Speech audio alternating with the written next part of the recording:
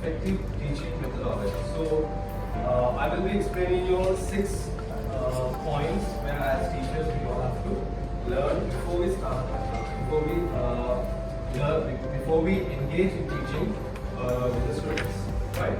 So the first statement you can see, involved students learn. So what this statement means, right, is that if you make, when you get classroom, there are students of different capabilities. So what we have to do as teachers, we have to make the students to involve in the subject rather than just giving them the information and rather than just teaching them some notes which you all have prepared the previous day, right? So rather than that, what you can do is, instead of that, you can involve the students in the subject. So let's see how it works. This is the crucial message from years of research on instructional effectiveness. Right. In order to gain effective teaching, that means if you want an output of effectiveness from the subject that you are teaching the student, it can be the primary, it can be the secondary, it can be the upper grade levels. So whatever the grade levels, unless or until you involve the students in the subject, the particular student will never understand the subject. So if you involve, now for example, there are some students, if you teach, teaching is different. Teach is different, involve is different. Right? I'll tell you the difference. Right? Okay, can someone tell me the difference of teaching and involving a student? Teaching a student on a subject and involving a student in the subject. What is the difference? Can someone tell me? What is the difference? Yeah. Sorry? Okay. Okay. What is involved? Which is much better? Involved. Exactly. So I'll tell you the main, the output of this. When you teach, the student will remember, yes, but it will be temporary. Right? It will be very temporary when you teach, but when you involve, it will be lifelong. Right? You involve the student in subject, it will be lifelong. So since you are KG in this, where you are involved in the basic, the foundation of the student, it is very much important to build this, to plant this idea in the student's mind. Where you have to always say that we are involving you in the subject. Involve them, not all are doing that. I can see that even the activities over here, like the students are involving the activity. But similarly, you have to always tell them that, okay, so this is the subject. I'm not going to teach, I'm going to involve you in the subject. Let's go and let's go together. Involvement. So I'm going to teach you 6 steps in order to improve your teaching. The first one, develop instructional awareness. What do you actually do? Why do you do it? This involves everything from what you physically do in the classroom to why you structure the course as you do. Right. So the first thing is develop instructional awareness. First of all, you should be aware of what you are teaching. You should be aware of what you are trying to, what message you are trying to pass to the students. Because most of the teachers, you know what they do? They prepare some document and just, since they have to complete their syllabus and they have to complete the time period that they have given by the school, what they do is just they simply prepare some document and comment, like relate that to the students. Well, that is not going to bring any output. So first step that you have to understand is develop the instructional awareness. You should be aware what you are going to do. For that particular reason, you have to ask these questions for yourself before you prepare for a classroom. The first thing is, what do you actually do and why do you do it? Right? What is the output of it? Am I aware of it? Do I know the subject? Do I know this particular topic? So that awareness should be there as a teacher. Right? The second step is gathering information. There are most of the teachers, they don't do that. For example, you take the secondary school teachers, they are depending only on the textbook. They just the previous day or the same day before they go to the classroom, 5 minutes or 10 minutes, they open their textbook and what they do? They just refer the notes and they go and they relate it to the classroom, which is not going to bring any output. So the second main step is gathering information. For example, just think, you are going to teach a particular subject as science, right? If a teacher is going to teach a subject as science, right? In this science, there are, I'll just tell, okay, we'll take body systems, right? Now that is the subject for a teacher in today's class. So what most of the teachers do is that they simply go through their textbook and they study, okay, these are the topics, these are what simply they memorize the textbook and go and relate it. But what I'm trying to say is, if you want to study about bodies, go deep into that. Go to Google, read books, and prepare yourself. Right? Go to Google and read plenty of books, and go outside of the box. Now, if the box contains the textbook and this contains limited amount of material, go outside of it and teach the students. Body system, the diseases are like this, if you don't like this will happen. But give more information. So for that, what you all have to do is, as teachers, you all have to gather information before you all attend your class, before you all start up a class. So let's say, watch a video tape of yourself teaching. Have a colleague observe you and offer feedback. Look at all your syllabi together. Complete one of many different teaching inventories. Ask for student input. So this is actually the reason behind where we should be giving you the feedback. Because on a regular basis, it's not only, even though we might 3-4 times, but after each and every seminar, we require a feedback form, right? The reason is, each feedback form will start to become very awesome. As teachers, have a specific time. Now, if the time period of time your periodic time is 35 minutes, finish a subject within 25 minutes.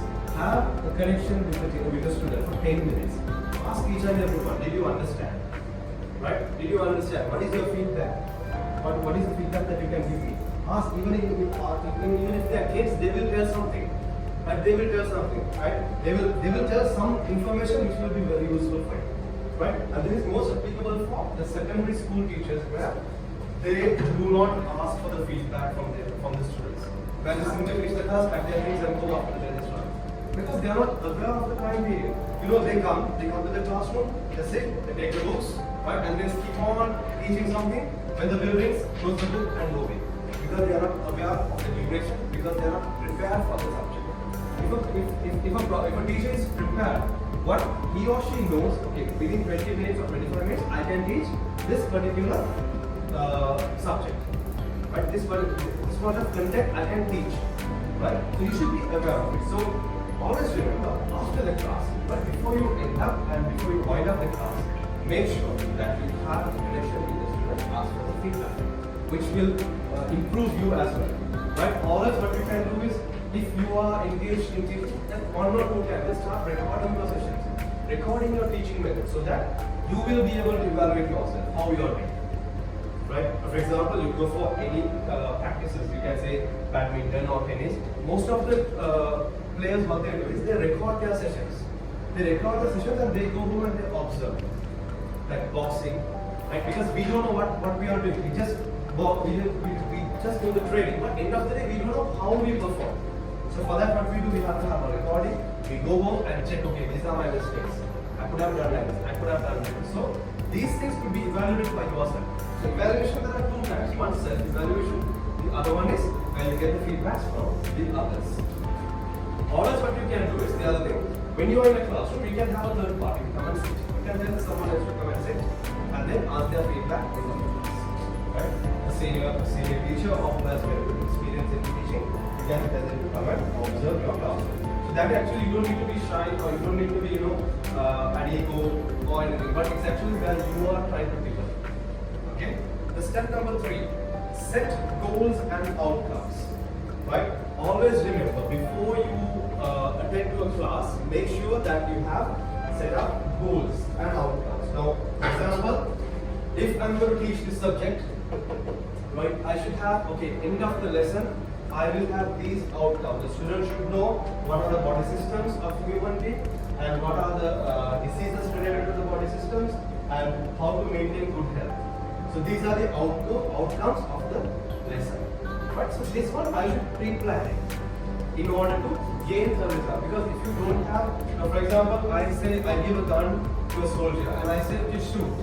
Right? I say shoot. What is the first question that he will ask? Where to shoot? That means the target. Without target, there is no use of the gun. So similarly, you're teaching a subject, there should be an outcome, a goal. Right? That goal you all have to decide, you all have to framework. This is my goal, so I will go for this goal. I will go to this goal. This is the pathway that I have to go. Right? Simply if I say, okay, if a person wants to become a doctor, right? So for that, You have some system. You go backwards. Connect the dots backwards. University, then class 12, class 2, then the 10th, and that is how you go. So in order to achieve this goal, this is the breakdown. So you can't directly go from here. You have to go step by step, step by step. Similarly, in order for you to achieve your ultimate goal or outcome, right? Goal or outcome, you have to set up backward, connect your dots backwards and start your lesson. That is called set goals and outcomes. Let's read it. What do your students need to know in terms of content? Right? So there are some teachers, they go extreme, right? If you want to, especially if you take the social studies or history, geography, there are some teachers, they go very much extreme, which is not at all related to any of the examinations. So you have to go a little extreme. I mean, like little out of the contents, but it should be limited. So always remember what are the contents the student should know. If you take a grade 8 student, he or she will have a limited content that he should know. But if you take a 10th standard or a plus 2 student, then that student will have to, she should know a bit more on the subject. So similarly, based on the student, we have to design the content, how much we have to give to the student. So it could be LKG, or low kindergarten, or UKG, right? So it depends. So if it's LKG, you have to have, okay, this is the content that I can give. You have to understand their mind. Right? If it is UKG, you have to increase the content a little more and give a bit more knowledge. Right? So, what do your students need to know in terms of the content and why? What skills do they need to obtain and why? How will you know if they have learned this content or gained these skills? Sometimes your course leads to another or is sandwiched between courses. You may need to have some group discussion. This is a community discussion. Sometimes you have set goals and outcomes independent upon what you base your decisions. So here I'll tell you, in order to understand the goals and outcomes, right? Now you have set up your goals and outcomes, and now you want to understand whether the student got this information, right? That method is called as evaluation, where most of the people do not do, right? So I always tell everyone to follow 3 steps. Number 1, plan, act, and evaluate. Right? Plan, act, and evaluate. This can be applied to any aspect of your life. Now, most of the people, they stick in the first stage in your life. They only plan. Planning, they are very good in planning. Right? They write books and they plan their journals and everything. Very minute amount when they start acting. Right? The plan, according to the plan, they start acting. But very, very, very small percentage will start to evaluate the result. If you do not evaluate, there won't be a result in the result. It's similar like this. Now, for example, I give a book to a person as how to swim. Okay, the book is how to swim. I give that book. Can that person read the book and go and swim? No, that's not possible, right? So what that person should do is they should evaluate. So you read the book and you have a particular plan, you do the practicals, and then you can evaluate yourself in order to get the end results. So similarly, if you want to get the evaluation of your that means your teaching, what you have to do is do a group discussion with the students. Right? Get them into a group, get them into a circle, sit. Because these methods are taught in most of the Europe countries. Right? Where the teachers, they do not use the tables and the chairs. They use the students to sit around. Okay? And they sit with the students. So that gives, agility. If a teacher, in primary grades, right, my advice is you should not even stand and teach the students. The reason is when you sit along with them, their mindset comes, okay, you are one of their part. Okay? You are one of their team. They will have that mentality. But you sit with them, you talk with them, you mingle with them, and what happens? They automatically make the mentality, they make up their mind, okay, you are one of their team. So when you stand means they think, okay, you are superior than them. Which actually they will fear to put forward their thoughts. They will fear to give their understanding. So always remember, if you are teaching the primary grades, go down to their level. If you are teaching the secondary grades, go down to their level. But there was a system where I was taught, like I attended seminar in 2017 or 18 by a doctor, a medical doctor, a neurologist. So what he said was, when you are teaching the A-level students, ensure that if you take A-level students, what happens? They are not, their behavior is very bad actually. right? They don't behave and their discipline is very poor. So most of the A-level students. So what it is, you have to go to that level. Right? While you are teaching, you should not sit and teach. You should stand. You have to go to them, sit on the table with them. Right? Once if they are sitting on their table and teach, that gives them more comfort and their understanding will be more. So you have to go on to their level. So in order to understand the student's mind, have group discussions. Whether they understood the content. Have group A, group C, group B, group C. Right? This is our output. Write a small project on it. Write what you understood. Right? Prepare this activity together to see whether they have understood. So that is how you have to evaluate yourself. That is the step 3. Setting up goals and outcomes. Let's go to the step 4. Making choices about changes. Yes. Making choices about changes. What needs to be changed and how? Be it by changing your policies and practices that conflicts with what you believe about students and learning more that are in conflict with your course content or your instructional setting or that do not lead to the outcomes you assess. For example, if you believe students need to work independently, but you control every aspect of a project, your practice and belief are in conflict. Yes. So what you have to understand is you have to make choices about your changes. Right? It's not about going with the same flow, old school method, where 5 years before you taught the same method and still you are doing the same. We have to change. You know, sometimes your instinct, your gut instinct will not take you to change. If you say, no, this is how you are comfortable. You are comfortable in teaching because you know that knowledge, you don't need to go and find any excess information. So what you do, you stick to the same old method. Right? So this should change. You have to first change your mindset. Okay, today I'm teaching, last year I was teaching this well. So let me, improve my teaching methodology. Let me have some new innovations to the students so that they will be able to understand. Because if you go to YouTube, you just YouTube and see whatever the things will come. YouTube is the best teacher at product. Right? So you can know, for example, if a person is new to a gym, but he wants to go to gym and he doesn't want to instruct actually. There are applications where you just have to click. For example, if you want to do shoulder exercises, you just click the shoulder, then all the exercises will start to come. So there are applications like so. You have methods to learn. So what we have to do is, as teachers, we have to first learn before we teach. Right? That is what the 4th step is. And also you have to make choices on your teaching methods. But as changes, then gradually you can see now for example, you are in this stage. Right? Now this is step. Let's take your life of teaching as step. So now you are in this stage. Right? You make changes, or if you don't make changes in your teaching method, what happens is always you will be walking in this pathway. You will be walking up and down. Left, right, left, right. This is how your teaching method goes. But just if you add some value in your teaching, you add some value, then you can jump into this step. Now you are much more better than previously. So gradually you add another value in your teaching. So then you can come to this stage. So you always as teachers, because I know this because my parents were teachers for the last 45 years. Right?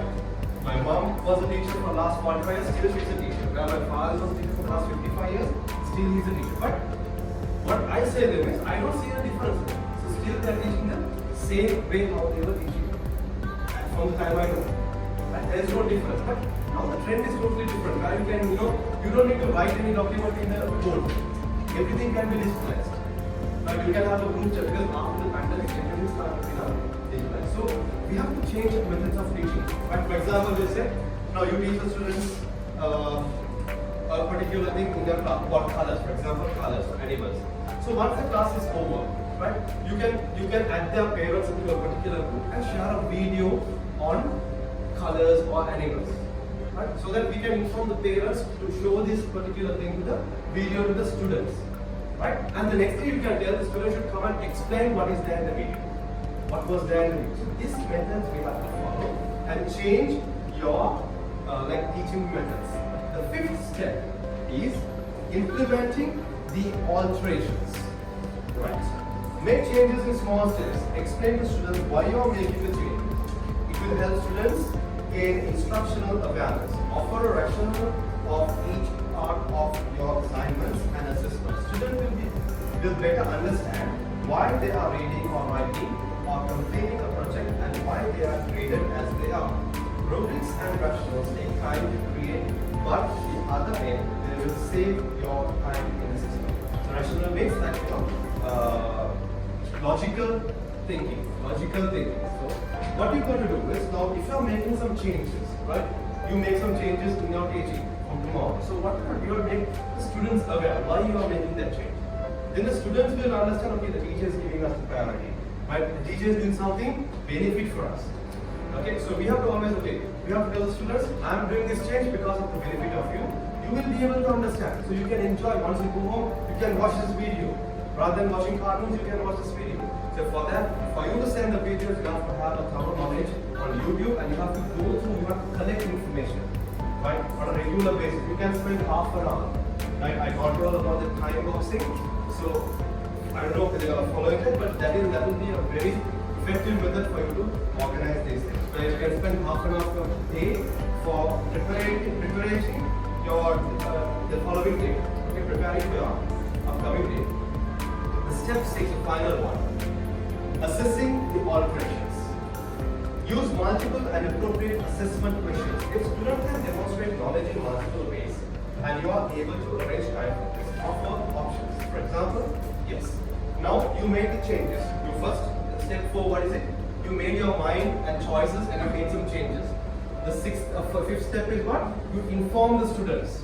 You made the students inform that about the alterations and you implemented the alterations, right? And the 6th one is, now you have to have an assessment method whether your changes are successful or not. So for that, what you can do is, you can do different evaluation methods, like as I told you earlier, right?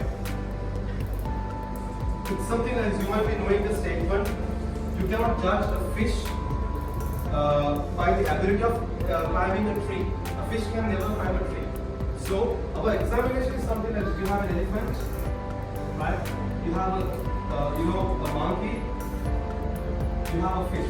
Take an example, right? The examination method is, the examination officer will be here, and there will be a tree, right? They give the same examination of climbing the trees of all the three. Who will win? Monkey will win, right? So what these two cannot do, but they judge the same way. But what I'm saying is, if you want to evaluate, use different methods. Because some people, I'll tell you, some students will be good at evaluating themselves by oral method. If you tell them to speak up, yes, they will speak up, but they can't write. They won't be able to write. Okay? So some people are good in, writing. Some people, they have this problem of talking alone. So for them, you have a group. Have a group of evaluation. Right? You can tell, okay, you three into one group, now tell me what is your evaluation. How did you find these changes? This is benefit for you. But after one week, you can say, okay, you can ask them, is this good? I am enjoying the videos that I'm sending. Right? So this is how you have to have different methods to evaluate this, not one method. But now the modern trend, they all have the same, the knowledge, they give the knowledge and they have the same examination paper where the entire student group is being evaluated, which is not acceptable, and this will change in the near future. Right? So actually this is what I wanted to teach you all today. Right? So do you all have any concerns on this with regard to teaching methodology, and any questions you can ask? The methods of teaching and the content which I talked about today.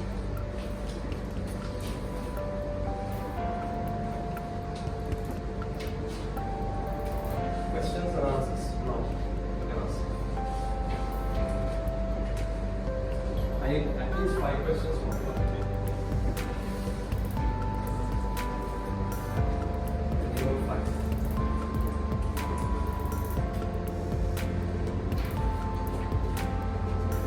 Any part which you all didn't understand or you need further information, you can discuss.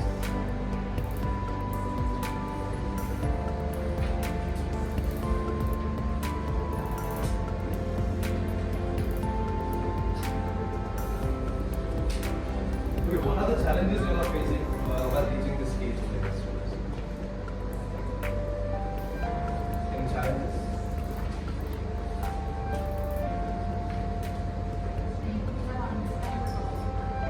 Making them topic.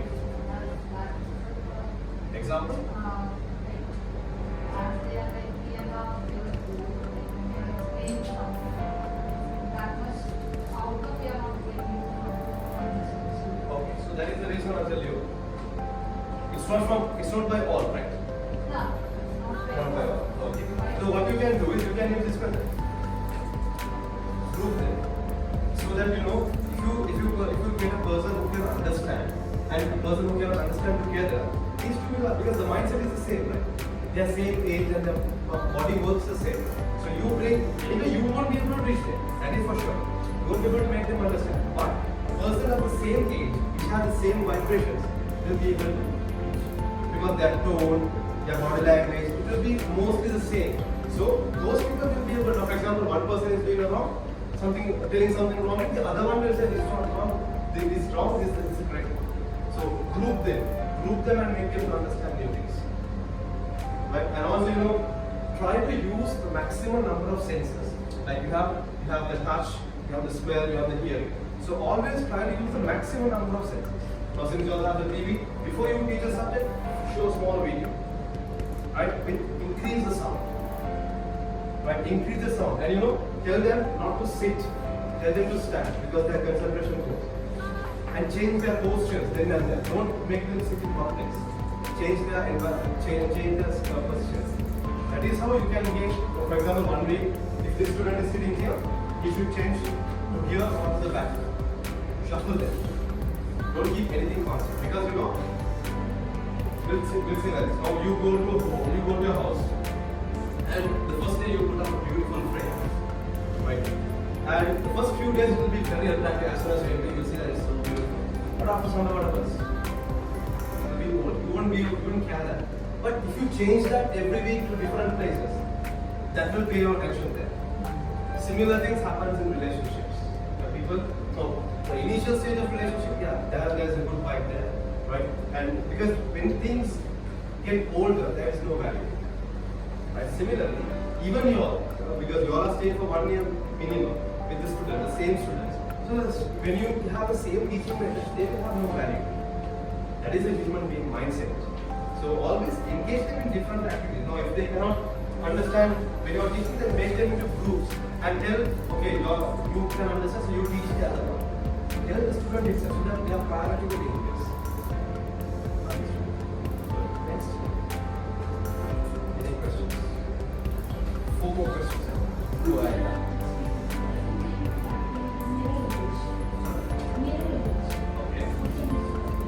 Mirror image.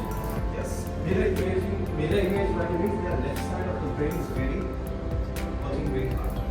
Right? It's working very faster. The creativity and thought, right and left side of the brain, there are two ends. So the left part of the brain is working more faster. That is actually not a problem. What happens is that will gradually be getting.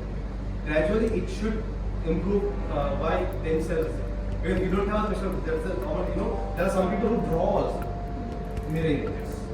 Right? They draw mirror images. So, for example, you give a Mickey Mouse, and there was one teacher who showed a Mickey Mouse, completely his nose and everything was changed the other way. But the same image, only but he has drawn it in a different way. But that one gradually by continuous training them over and over again, you can change it. Huh? No, if it is letters, you can use the dotted present. Now use the dotted present. Give them sheets and also, what? Give them, for example, take one A4. In this A4, use only 2 numbers. Don't use more than that. Right? Create the dots. Right? For example, A, B. Right? So tell them to write with a color pen or something. From here to here, over and over again. Right? And then from here to here, from here to here, over and over again. Using 2, 3 different colors. But because colors go to their mind very fast. Right? And similarly, B. You cover from this one and again like this. Again like this and again like this. So up and down using dotted. And also most of them, correct that they give this paper with small letters. It is not going to change. It's not about the matter of lines that you write. It's about the size of the image that goes to their mind.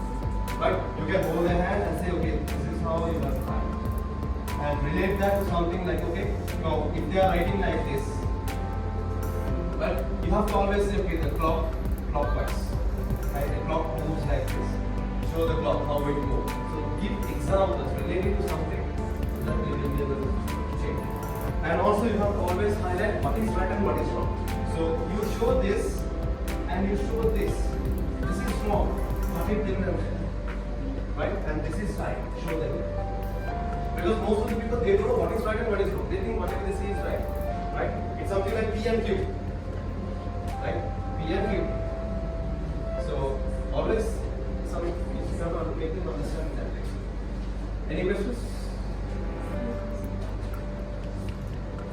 Any questions? I need 3 more.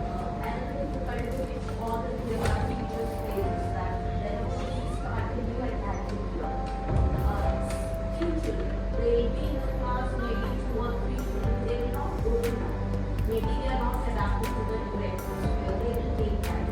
So all the topics that monthly when we are teaching, we have like monthly assessments are evaluations are.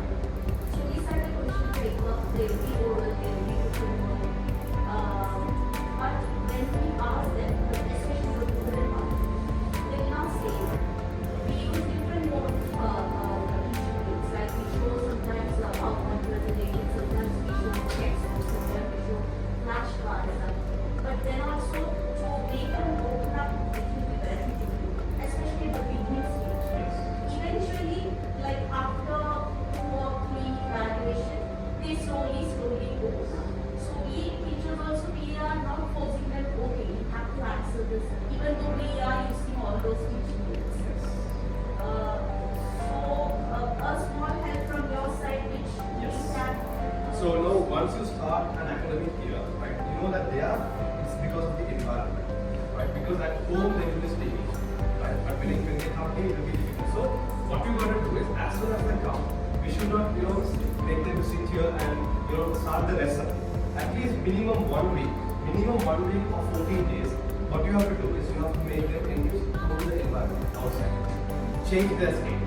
But the biggest mistake for even the nurseries, what they do is from day one they expect the students to come with uniform. Many Europe countries, they have banned uniforms for nurseries.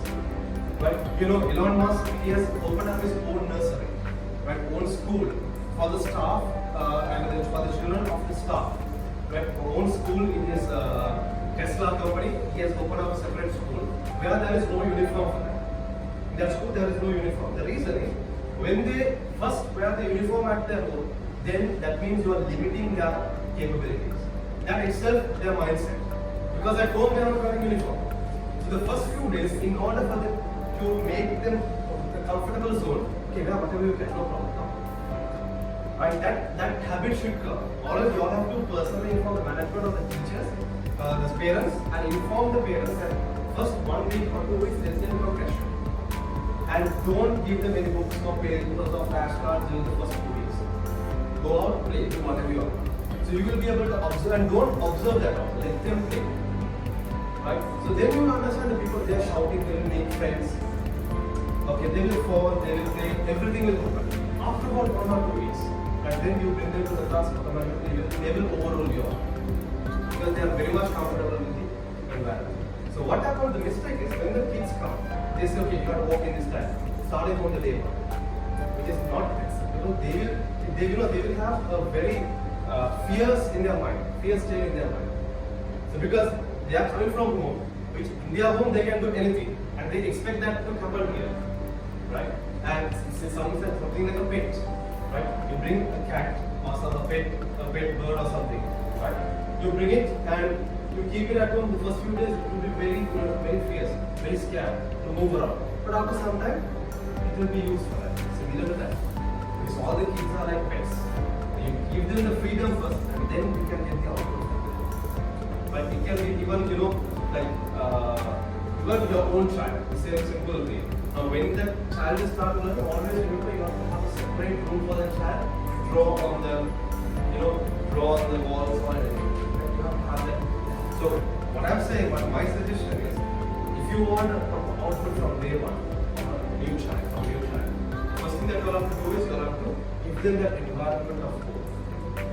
Right? Where as soon as they enter the class, when these desks are arranged like this, they get there's a fear. Right? The first 2 weeks there should not be no desk, it should be arranged side, the toy should be all over. That environment should be given to them. Right? After 1 or 2 weeks, you will understand how they are playing. They automatically their voice will start to raise, they will start to talk, and then you can observe who are the slow learners and who are the people who are the students who are like backwards. You can identify through that. It's not by the paper evaluation you can understand. It's by the physical evaluation that you can understand students' behavior. But this system should actually change by institution-based data. When organized blogging should change. If not, then it's the whole information. Right? So that is what should be done in order to get the student interact on day one. To speak or to understand their difficulties or Actually, one week we are just giving it as a setting. okay. So we But even then it's in the class, right? take the class. Yes. So because what you understand, we have to image their own home, right? Duplicate an image. Like where the tables are not there, only fill with noise. Right? And papers you can give any rough papers for them to draw, markers, short. And after that you can say gradually we can reduce that freedom. Okay, now I'll be giving you the tables, you can sit here. Then that will be exciting for them. Like they are getting a new table, they were sitting down, now they are getting a new table. Right? Homely feeling should be there. And eating time, that's also the thing. At home they eat whenever they want. Right? And when they come here, suddenly they change the behavior, which is not acceptable. But you can give fruits, anytime you can eat, and how you can eat. But later you have to make them understand, okay, in order to have a discipline, you have to eat on time. But if you eat all the time, ants will start coming in. So these are the things we have to explain with examples. But what most of the people do, you don't need to understand. They don't give the reasoning why. They think that okay, kindergarten students, they can't understand the reason. They understand the reason. If you tell the reason properly, this is the reason. You drop the food here, the ants will come, you won't be able to see. But tell them the consequences, they will understand. Right? Yes. So, any more questions?